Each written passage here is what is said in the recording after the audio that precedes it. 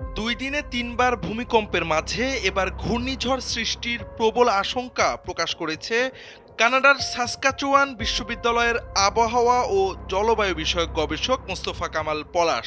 শনিবার নিজের ফেসবুকে এ সংক্রান্ত পোস্ট দিয়েছেন তিনি।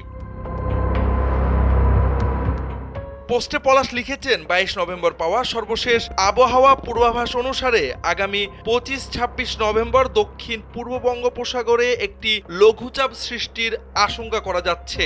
এই লঘুচাপটি পর্যায়ক্রমে নিম্নচাপ, গভীর নিম্নচাপ ও সর্বশেষ ঘূর্ণিঝড়ে পরিণত হতে পারে।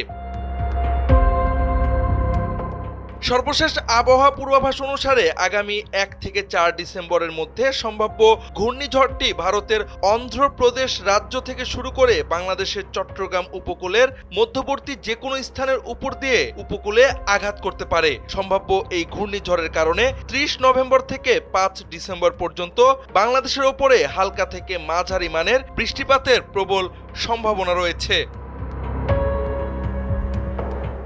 কৃষকদের জন্য পরামর্শ দিয়ে তিনি লিখেছেন, ডিসেম্বরের ১ থেকে ৫ তারিখ পর্যন্ত বাংলাদেশের ওপরে হালকা থেকে মাঝারি মানের বৃষ্টিপাতের প্রবল আশঙ্কা করা যাচ্ছে। ফলে জমিতে থাকা পাকা আমন ধান কাটা ও মাড়াই করা শেষ করার পরামর্শ দিয়েছেন পলাশ। পোস্টে শীতকালীন শাকসবজি চাষিরা সম্ভাব্য এই বৃষ্টিপাতের কথা মাথায় রেখে বীজ বোনা ও জমিতে সেচ দেওয়ার জন্য প্রস্তুতি নিয়ে রাখার জন্য পরামর্শ দিয়েছেন তিনি। নভেম্বরের ৩০ তারিখ পর্যন্ত রৌদ্রোজ্জ্বল আবহাওয়া বিরাজ করার সম্ভাবনা রয়েছে পুরো দেশে। সমুদ্রগামী জেলেদের জন্য পরামর্শ দিয়ে এই আবহাওয়াবিদ লিখেছেন, নভেম্বরের ২৮ তারিখের পর উত্তর বঙ্গোপসাগরের সমুদ্র উত্তাল হওয়ার আশঙ্কা রয়েছে। ৩০ নভেম্বরের মধ্যে উপকূলে ফেরার জন্য প্রস্তুতি নিয়ে রাখার পরামর্শ দেওয়া যাচ্ছে। ২৯ নভেম্বরের পরে নতুন করে সমুদ্রে মাছ ধরতে না যাওয়ার পরামর্শ দিয়েছেন তিনি।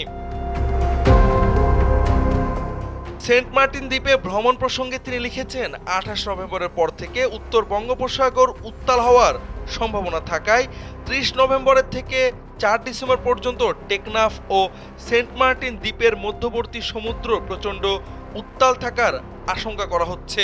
ফলে এই সময়ে পর্যটন সম্পর্কিত ভ্রমণ থেকে বিরত থাকার পরামর্শ দিয়েছেন মোস্তফা কামাল পলাশ।